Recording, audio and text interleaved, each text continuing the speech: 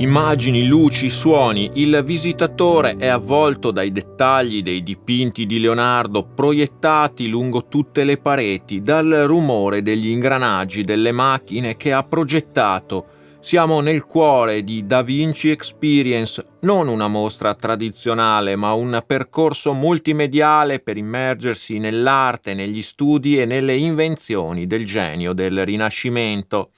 È uno dei cardini del cartellone di eventi con cui la città di Treviso e la sua amministrazione comunale vogliono partecipare alle celebrazioni per il cinquecentenario della morte dell'artista scienziato. Una vera e propria esperienza immersiva multimediale a 360 gradi dove si può entrare in contatto con l'opera Omnia di Leonardo da Vinci.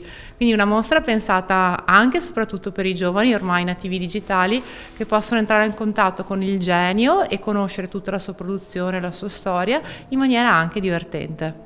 Realizzata da Cross Media Group, società specializzata che ha già prodotto diverse rassegne con la stessa formula e curata da un comitato di esperti, tra cui la direttrice del Museo Leonardiano di Vinci, Roberta Barsanti, la mostra è stata selezionata dal Ministero degli Affari Esteri per rappresentare l'Italia e il suo genio in un tour espositivo promosso dagli Istituti Italiani di Cultura che nel 2019 toccherà 12 nazioni in 3 diversi continenti, oltre che nella Marca. In questi stessi giorni è stata ad esempio inaugurata anche a Lima, in Perù.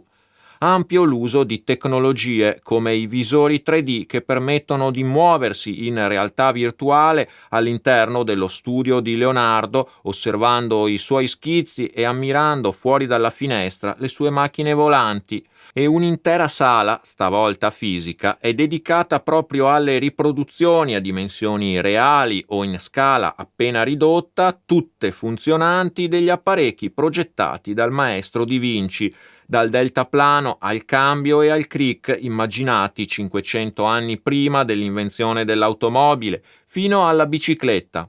La bicicletta è forse quella, l'immagine delle macchine di Leonardo la più vista, però in realtà è anche quella più controversa.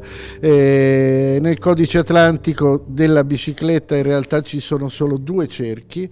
Poi in un restauro più recente fatto dal professor Pedretti, credo a cavallo tra gli anni 60 e 70, in controluce furono viste quelle che si ritennero le parti del telaio di altri meccanismi. Poi in seguito studi più approfonditi forse ci dicono che erano apocrife, però rimane un'icona e come tale è giusto presentarla.